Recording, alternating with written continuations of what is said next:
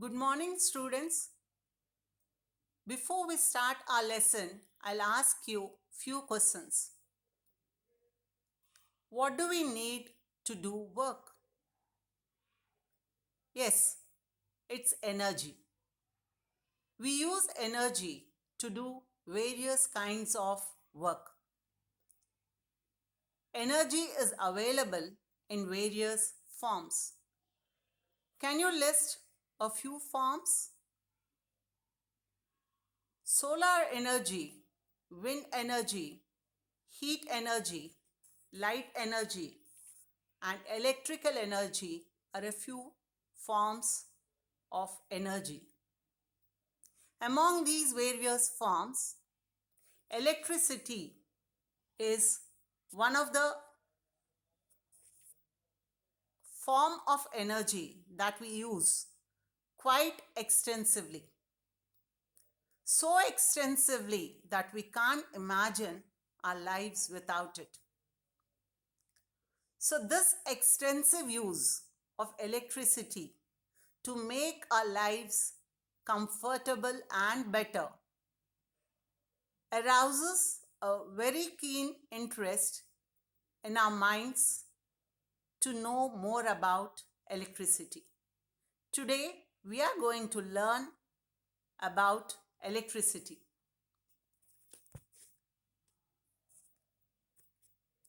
Now, if you look at the slide, you can see a comb held over bits of paper. There will not be any movement in the bits of paper. They will be lying in the same position. But when the same comb is rubbed over dry hair and then brought near the bits of paper, you will find to your surprise that the bits of paper start flying towards the comb. They get attracted towards the comb because the comb acquires a charge on rubbing.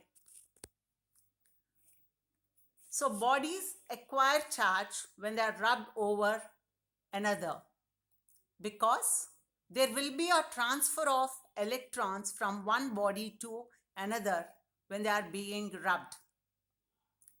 The body that loses electrons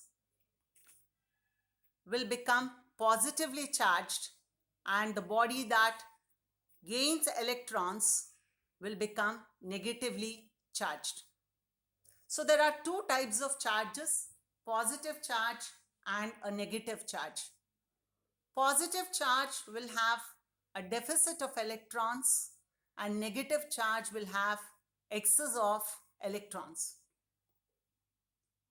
By convention, it is considered that a glass rod rubbed with silk acquires a positive charge and an ebonite rod rubbed with fur acquires a negative charge. Now we are going to learn a few important properties of charge. You all know that when you bring two like charges, let us say a positive charged object and another positive charged object, then they will repel. Similarly, two negatively charged objects also will repel. That is, like charges repel. On the contrary, when you bring two unlike charged objects close to each other, they will attract.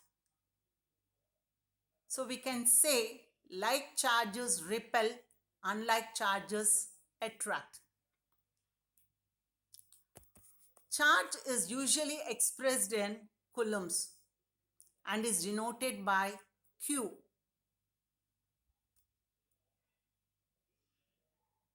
Now, if you look into the other properties of charge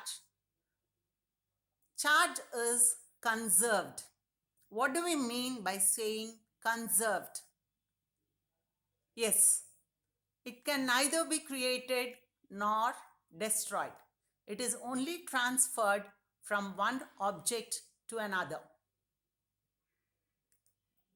It can only transfer, but We cannot create nor destroy charge. It is conserved. Now, the next property is known as quantization of charge. What is meant by quantization? Charge is quantized. In simpler terms, we can say that charge exists on a body as an integral multiple of charge of an electron.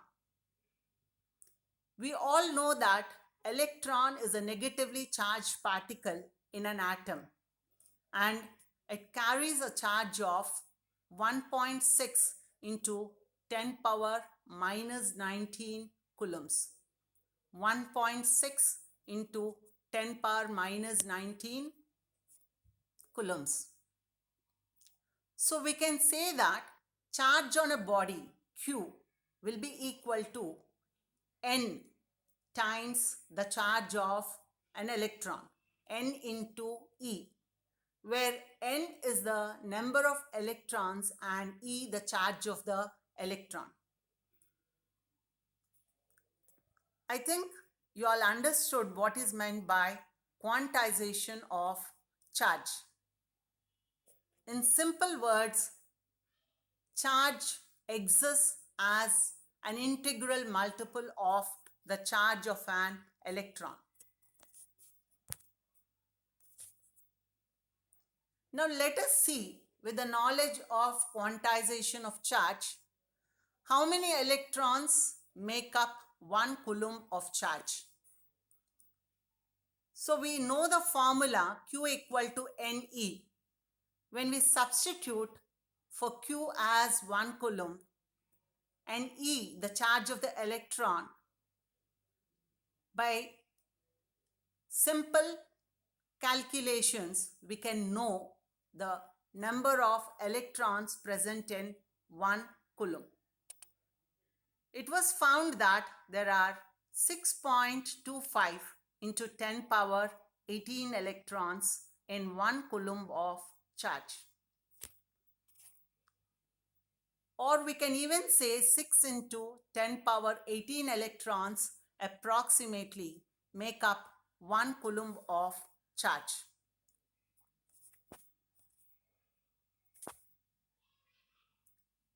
Now, we are going to learn a new term, electric current. We have learned that bodies acquire charge when they are rubbed over each other. This charge actually cannot flow but will reside on the body. Such type of charges which cannot move are known as static charges, or we call as static electricity. But here, current means the flow of charges. So when these charges are made to flow by some means, and if we can know how much charge is flowing in unit time, then we can tell how much current is flowing in the conductor. To understand better, in a simple way, we can say it is the rate of flow of electric charge. Rate of flow of electric charge. The charge that flows in unit time across a conductor. So mathematically, we can calculate current by using the formula charge by time, where charge is expressed in coulombs and time is expressed in seconds. Then the unit for electric current will become coulomb per second, which is termed as ampere. 1 ampere will be equal to 1 coulomb by 1 second, which is equal to 1 coulomb per second. The way we have smaller units for measuring length like millimeters and centimeters, we also have smaller units to measure current. milliampere and microampere. 1 milliampere is equal to 10 power minus 3 amperes and 1 microampere is equal to 10 power minus 6 amperes. Now, how does this charge flow? Which direction does the charge flow? The direction of the electric current. Conventionally, the direction of the current is taken as positive to negative. But the flow of electrons is from negative to positive.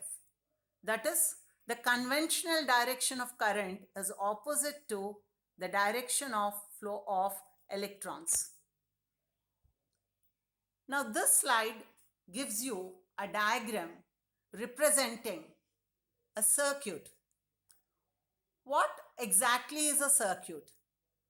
It is nothing but it shows us the path along which the current can travel. The electric current passes.